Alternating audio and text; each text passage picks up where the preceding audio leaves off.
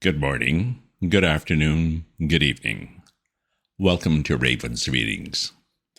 I will be reading to you from Carry On Jeeves, a collection of short stories written by P.G. Wodehouse in 1925. They're about Jeeves, the valet, and his employer, Bertie Wooster. This is the last chapter of this book. I do readings twice a week. If you subscribe to my Substack newsletter, you'll get notified of my updates as soon as they're ready. If you enjoy this reading or have other classics you'd like to hear, leave me a comment.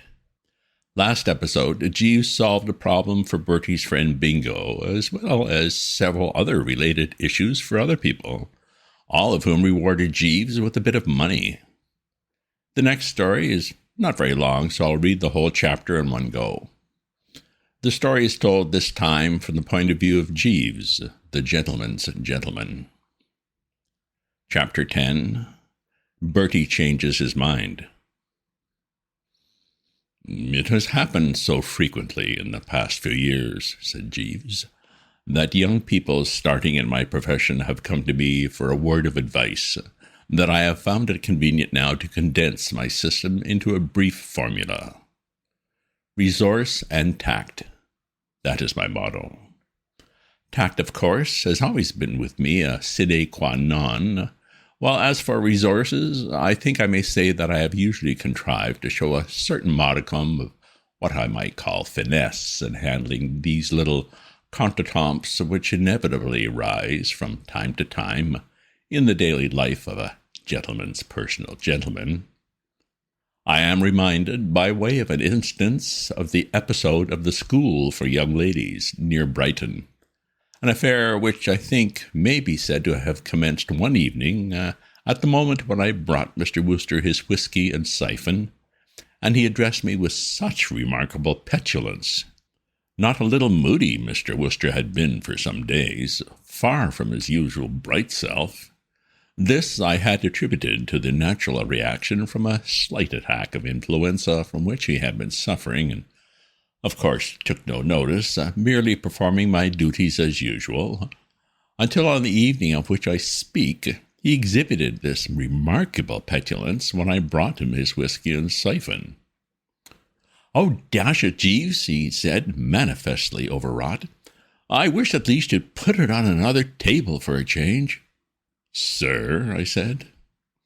"Every night, dash it all," proceeded Mr. Wooster morosely. "You come in at exactly the same old time with the same old tray and put it on the same old table. I'm fed up, I tell you. It's the bally monotony of it that makes it all seem so frightfully bally." I confess that his words filled me with a certain apprehension. I had heard gentlemen in whose employment I have been speak in very much the same way before, and it had almost invariably meant that they were contemplating matrimony. It disturbed me, therefore, I am free to admit, when Mr. Wooster addressed me in this fashion. I had no desire to sever a connection so pleasant in every respect as his and mine had been, and my experience is that when the wife comes in at the front door, the valet of bachelor days goes out at the back. "It's not your fault, of course," went on Mr. Wooster, regaining a certain degree of composure. "I'm not blaming you. But by Jove, I mean, you must acknowledge, I mean to say, I've been thinking pretty deeply these last few days, Jeeves, and I've come to the conclusion mine is an empty life. I'm lonely, Jeeves." "You have a great many friends, sir." "Oh, what's the good of friends?" "Emerson," I reminded him, "says a friend may well be reckoned the masterpiece of nature, sir." "Well, you can tell Emerson from me next time you see him he's an ass." "Very good, sir." What I want, Jeeves, have you seen that play called, I forget its dash name?" "No, sir." It's on at the what do you call it? I went last night. The hero is a chap who's buzzing along, quite merry and bright, and suddenly a kid turns up and says she's his daughter. Left over from Act 1, absolutely the first he'd heard of it. Well, of course, there's a bit of a fuss, and they say to him, "What ho?" and he says, "Well, what about it?" and They say, well, what about it? And he says, oh, all right then, if that's the way you feel. And he takes the kid and goes off with her out into the world together, you know. Well, what I'm driving at, Jeeves, is that I envied that chappie. Most awfully jolly little girl, you know, clinging to him trustingly and whatnot. Something to look after, if you know what I mean. Jeeves, I wish I had a daughter. I wonder what the procedure is. Marriage is, I believe, considered the preliminary step, sir. No, I mean about adopting a kid. You can adopt kids, you know, Jeeves. But what I want to know is how you start about it. The process, I should imagine, would be highly complicated and laborious, sir. It would cut into your spare time. Well, I'll tell you what I could do then. My sister will be back from India next week with her 3 little girls. I'll give up this flat and take a house and have them all live with me. Oh, by Jove, Jeeves, I think that's rather a scheme. What? Prattle of childish voices, eh? Little feet pattering hither and thither, yes? I concealed my perturbation, but the effort to preserve my sang-froid tested my powers to the utmost. The course of action outlined by Mr. Wooster meant the finish of our cozy bachelor establishment, if it came into being as a practical preposition. And no doubt some men in my place would have at this junction and have voiced their disapproval. I avoided this blunder. If you will pardon my saying so, sir, I suggested. I think you are not quite yourself after your influenza.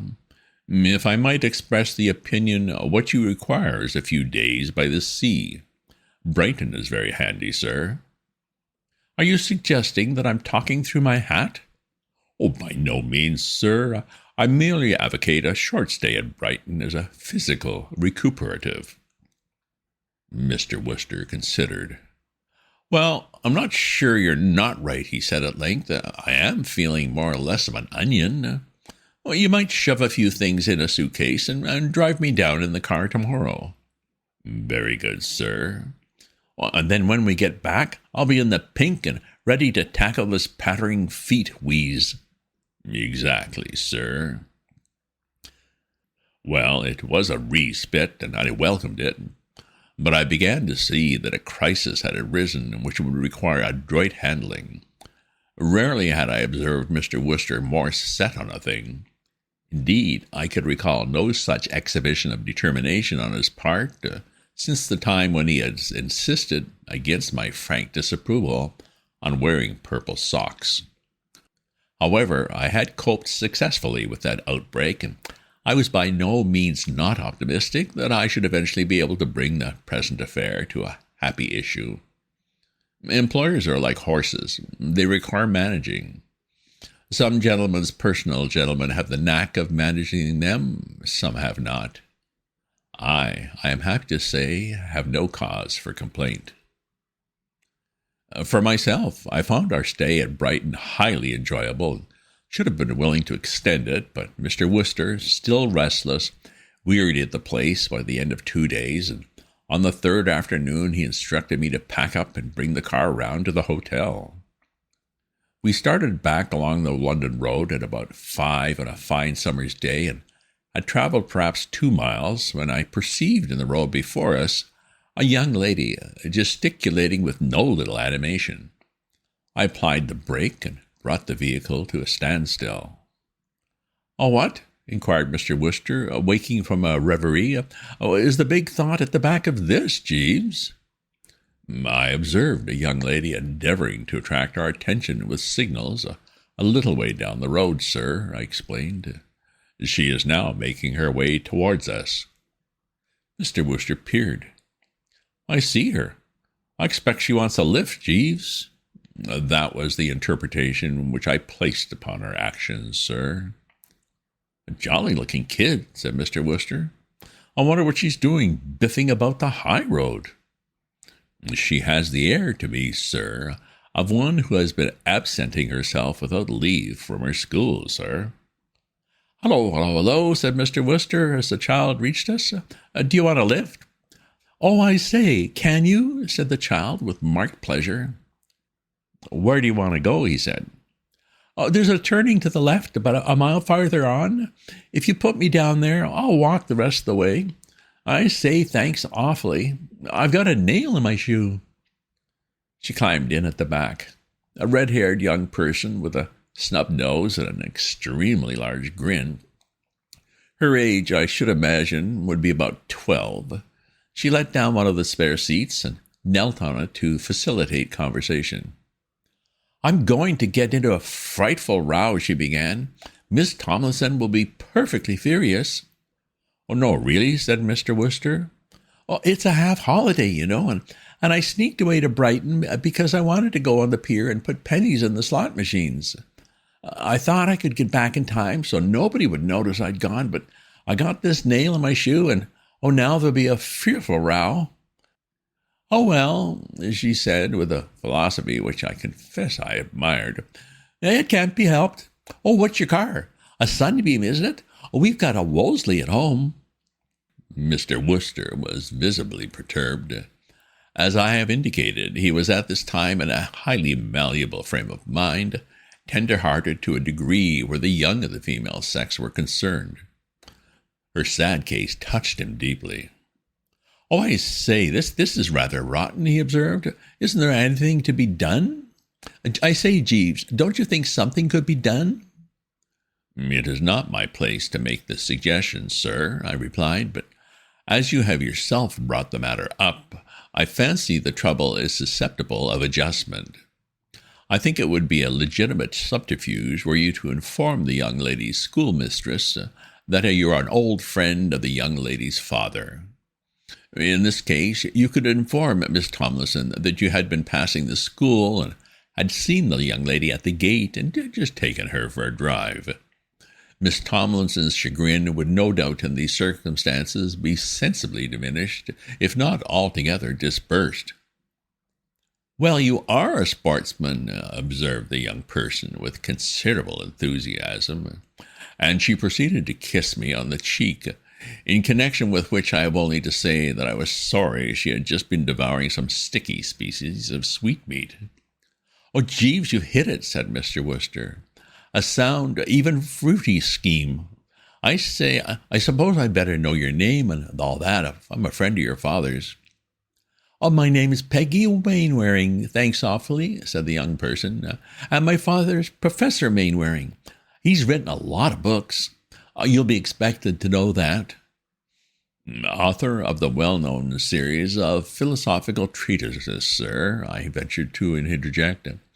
"They have a great vogue, though, if the young lady will pardon my saying so, many of the professor's opinions strike me personally as being somewhat empirical. Shall I drive on to the school, sir?" "Oh, yes, carry on. I say, Jeeves, it's a rummy thing. Do you know, I've never been inside a girls' school in my life?" "Indeed, sir?" "Well, ought to be a dashed interesting experience, Jeeves, what?" "I fancy you may find it so, sir," I said. We drove on a matter of half a mile down a lane, and directed by the young person, I turned in at the gates of a house of imposing dimensions, bringing the car to a halt at the front door. Mr. Wooster and the child entered, and presently a parlour-maid came out.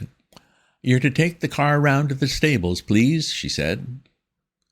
"Ah," I said, "then everything is satisfactory, eh? Where has Mr. Wooster gone?" "Miss Peggy has taken him off to meet her friends, and cook says she hopes she'll stop round the kitchen later and have a cup of tea." "Inform her that I shall be delighted. Before I take the car to the stables, would it be possible for me to have a word with Miss Tomlinson?" A moment later, I was following her into the drawing-room. Handsome but strong-minded, that was how I summed up Miss Tomlinson at first glance. In some ways, she recalled to my mind Mr. Wooster's Aunt Agatha.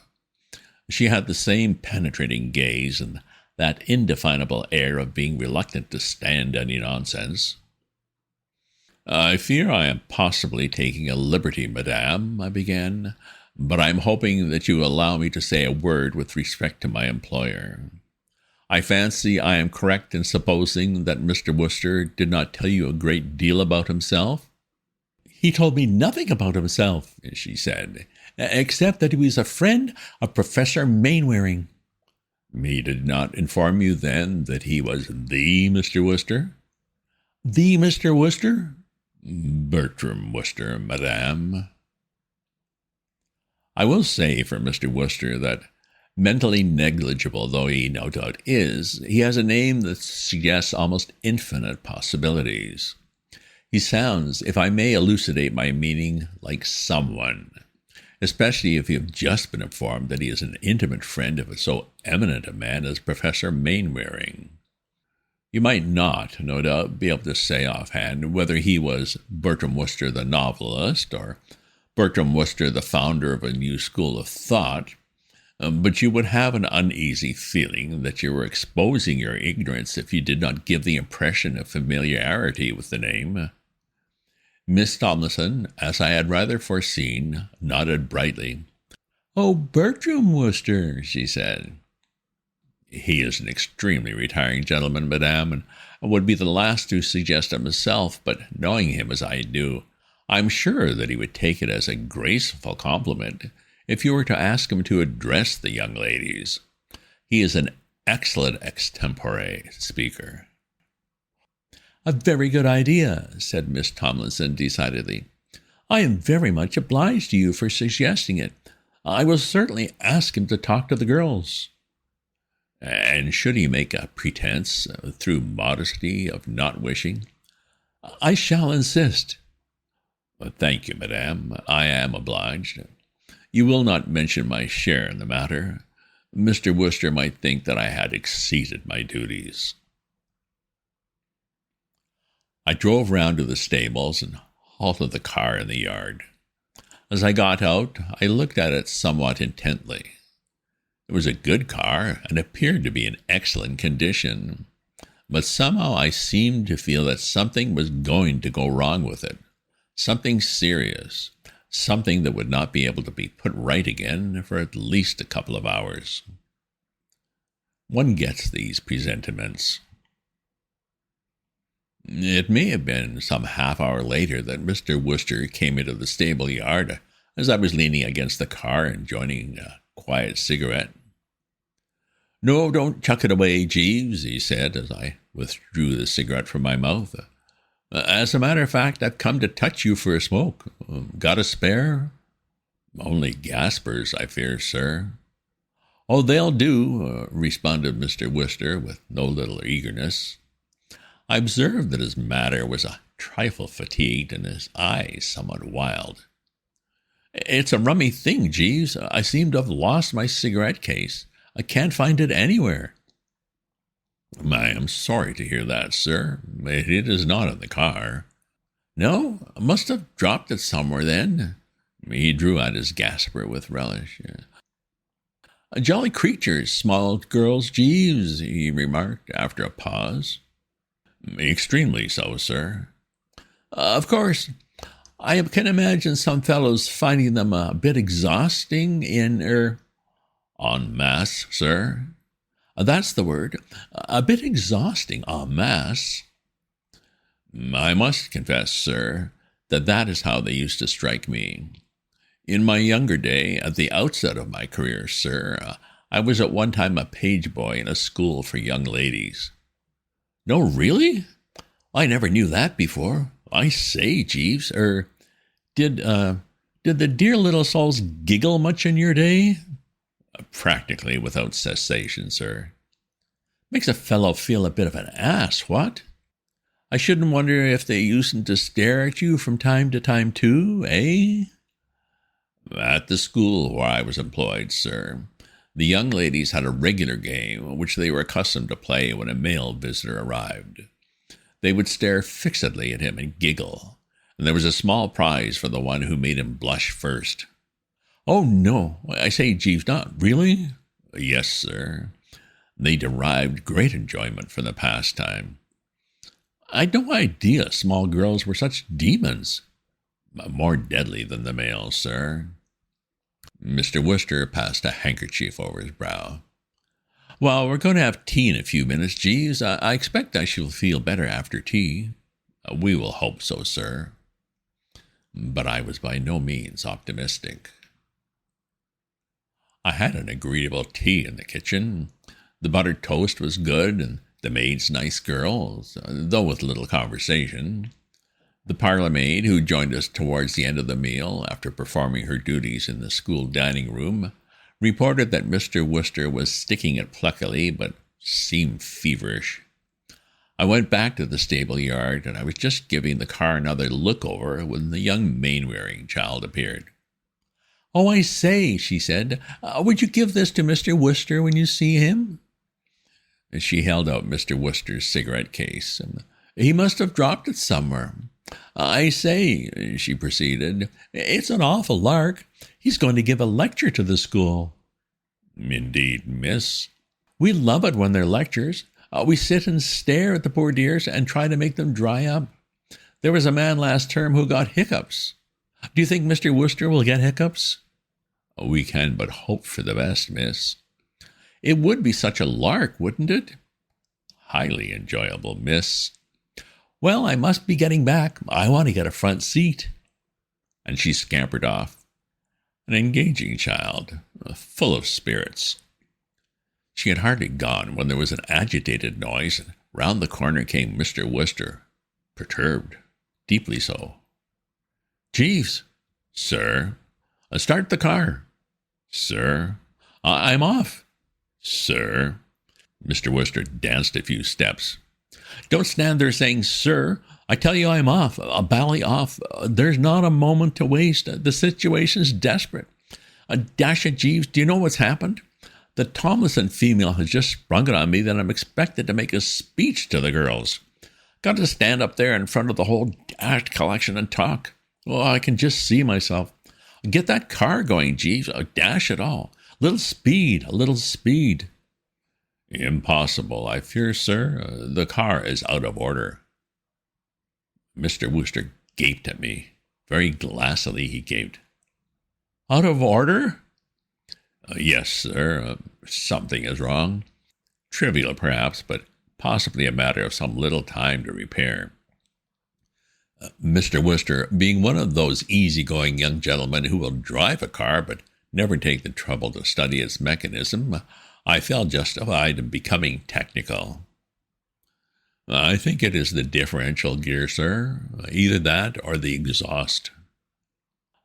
I am fond of Mr. Wooster, and I admit I came very near to melting as I looked at his face.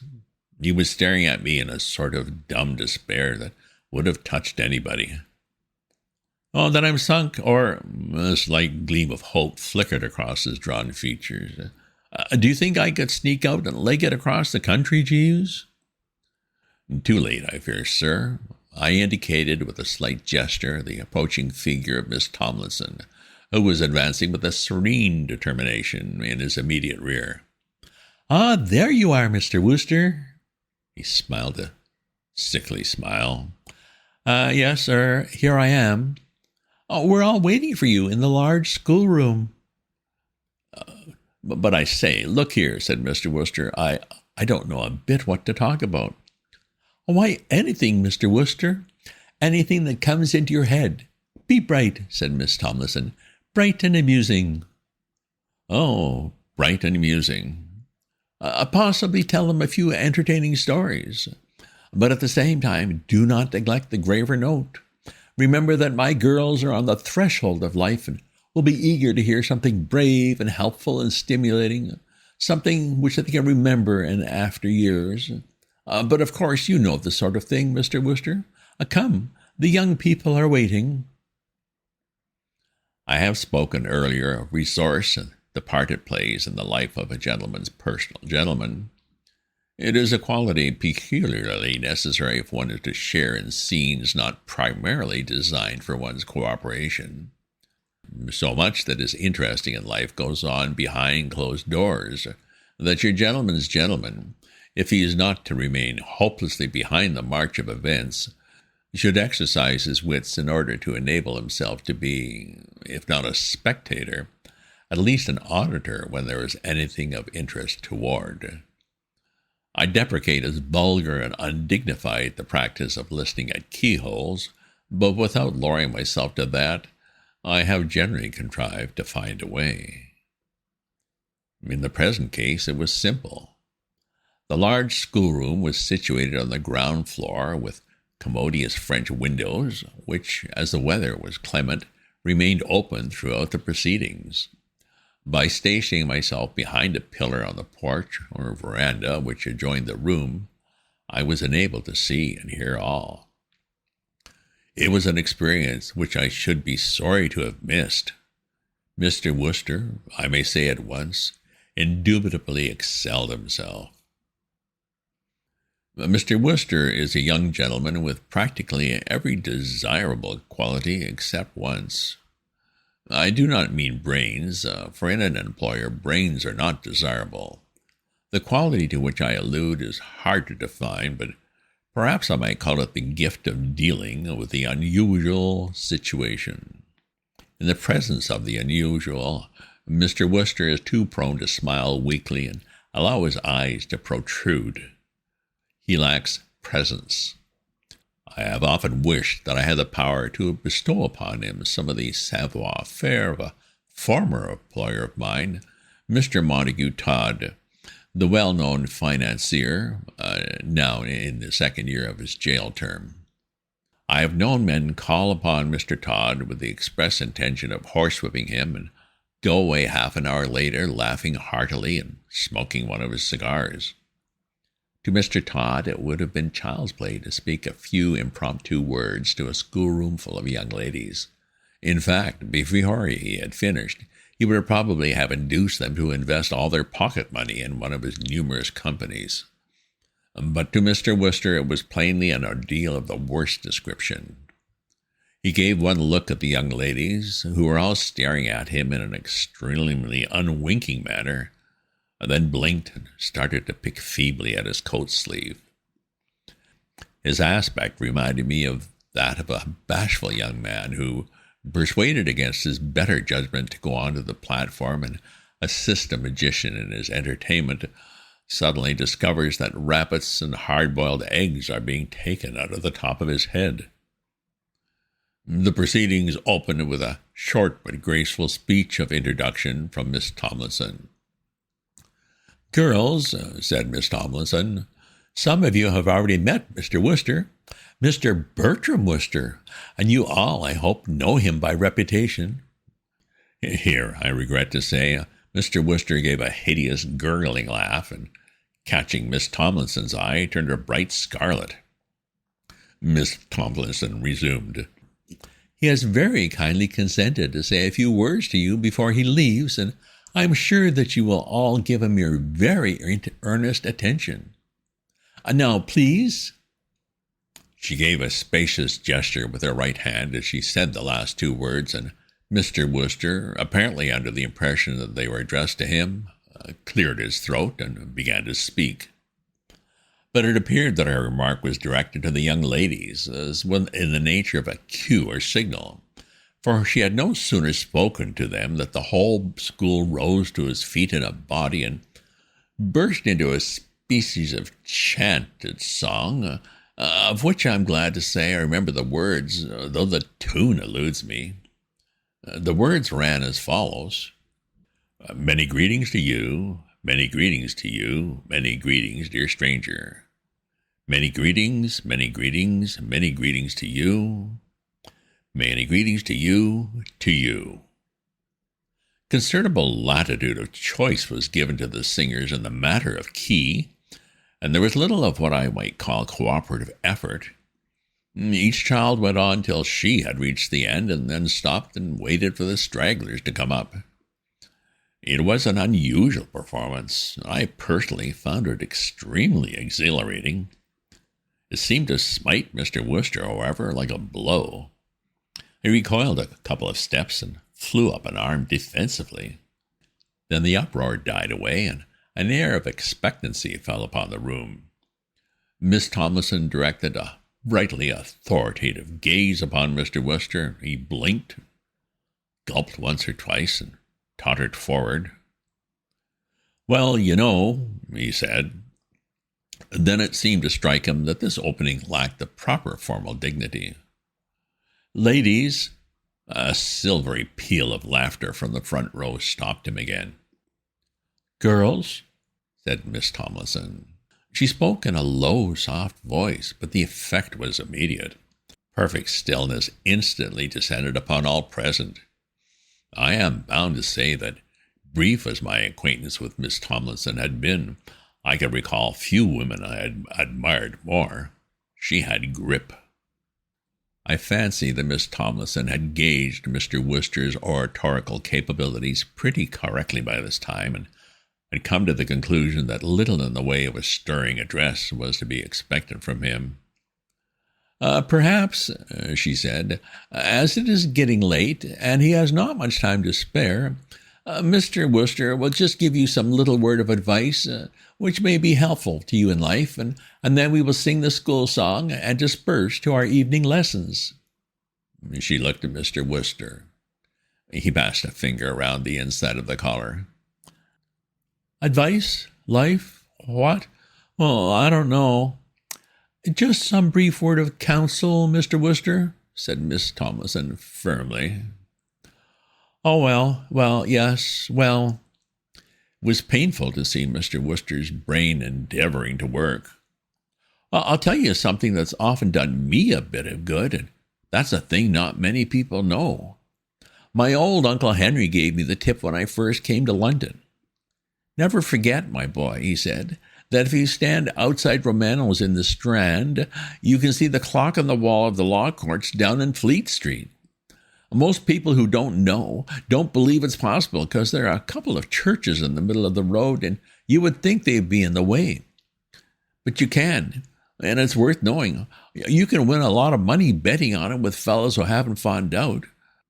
And by Jove, he was perfectly right, and it's a thing to remember. Many a quid have I—" Miss Tomlinson gave a hard, dry cough, and he stopped in the middle of a sentence.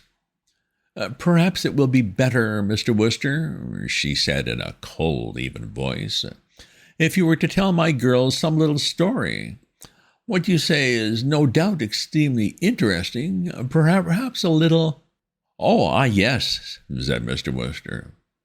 "Story?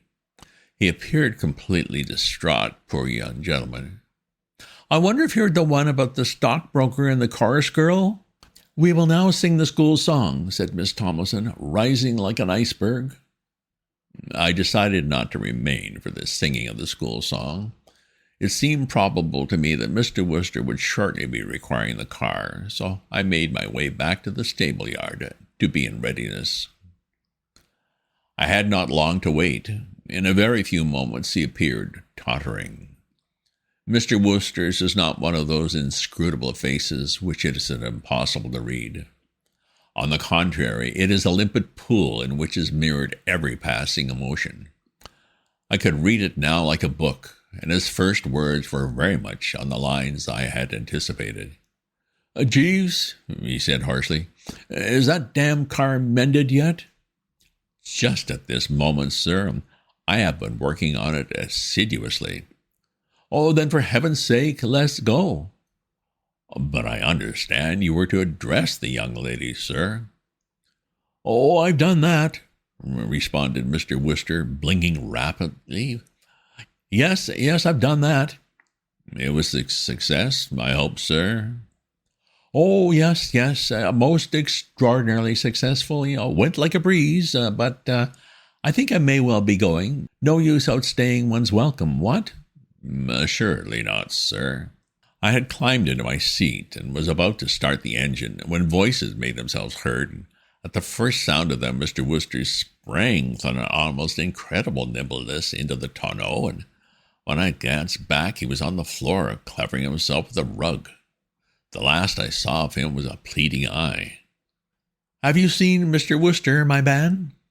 Miss Tomlinson had entered the stable-yard, accompanied by a lady of, I should say, judging from her accent, French origin. "No, madame." The French lady uttered some exclamation in her native tongue. "Is anything wrong, madame?" I inquired. Miss Tomlinson, in normal mood, was, I should be disposed to imagine, a lady who would not readily confide her troubles to the ear of a gentleman's gentleman, however sympathetic his aspect. That she did so now was sufficient indication of the depth to which she was stirred. Yes, there is something wrong. Mademoiselle has just found several of the girls smoking cigarettes in the shrubbery. When questioned, they stated that Mr. Wooster had given them the horrid things. She turned. He must be in the garden somewhere, or in the house. I think the man is out of his senses. Come, mademoiselle. It must have been about a minute later that Mr. Wooster poked his head out of the rug like a tortoise. Jeeves? Sir? Get a move on. Start her up. Get going and keep going. I applied my foot to the self-starter. It would perhaps be safest to drive carefully until we are out of the school grounds, sir, I said. I might run over one of the young ladies, sir. Well, what's the objection to that? Demanded Mr. Wooster with extraordinary bitterness. Or even Miss Tomlinson, sir. Oh, don't, said Mr. Wooster wistfully. You make my mouth water. Jeeves, said Mr. Wooster, when I had brought him his whiskey and siphon one night about a week later, this is dashed jolly. Sir? Jolly, cozy and pleasant, you know.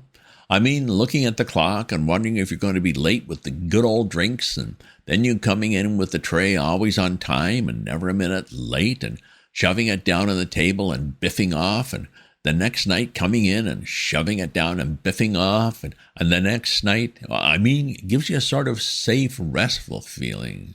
Soothing, that's the word, soothing. Yes, sir. Oh, by the way, sir. Well, have you succeeded in finding a suitable house yet, sir? House? What do you mean, house? I understood, sir, that it was your intention to give up the flat and take a house of sufficient size to enable you to have your sister, Mrs. Schofield, and her 3 young ladies come to live with you. Mr. Wooster shuddered strongly. Oh, that's off, Jeeves, he said. Very good, sir, I replied. End of chapter and end of book. Did you find this an interesting perspective? Jeeves certainly did a good job of using the situation to his advantage. Did you like all these stories? If you subscribe to my newsletter, you'll get notified of my updates as soon as they're ready. If you enjoyed this reading or have other classics you'd like to hear, leave me a comment. My next one will be The Wendigo, written by Algernon Blackwood in 1910. Check out my other posts on my Substack at ravensview.substack.com. And remember to share this with your friends. Ta-ta for now.